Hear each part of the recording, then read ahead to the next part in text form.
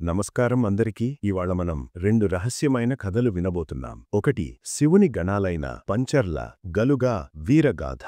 మరొకటి కోట్ల మందిని కట్టిపడేసిన కాంతారా సినిమా వెనుకున్న నిజ కథ, అంటే దేవరకుల, భూతకుల సంప్రదాయం. మరి ఆలస్యం లేకుండా కథ మొదలు పెడదాం. ప్రపంచానికి అధిపతి అయిన పరమశివుడు ఎల్లప్పుడూ తన చుట్టూ గణాలచే రక్షించబడి ఉంటాడు. వాటిల్లో అందరికీ తెలిసిన వారు నంది, భృంగి. కాని గ్రామీణ కథల్లో వినిపించే ప్రత్యేక గణాల పేర్లు పంచర్ల, గలుగ. పంచర్ల అంటే కోట, కంచె, రక్షకుడు. ఆయన శివాలయ ద్వారపాలకుడిగా ఉండేవాడు. ఎవరు శివుని ఆలయాన్ని అవమానిస్తే వారికి భయంకర శిక్ష విధించేవాడు. గలుగ స్వభావంలో ఉగ్రుడు, కోపముతో నిండినవాడు. కాని శివుని పట్ల అమోఘమైన భక్తి కలవాడు. శివ ఆజ్ఞ తప్ప మరేదానికి వంగడు. ఒకసారి శివుడు వారినిద్దరినీ ఒక పవిత్ర జ్యోతిర్లింగాన్ని కాపాడమని ఆజ్ఞ ఇచ్చాడు. రాక్షసులు దాడి చేశారు.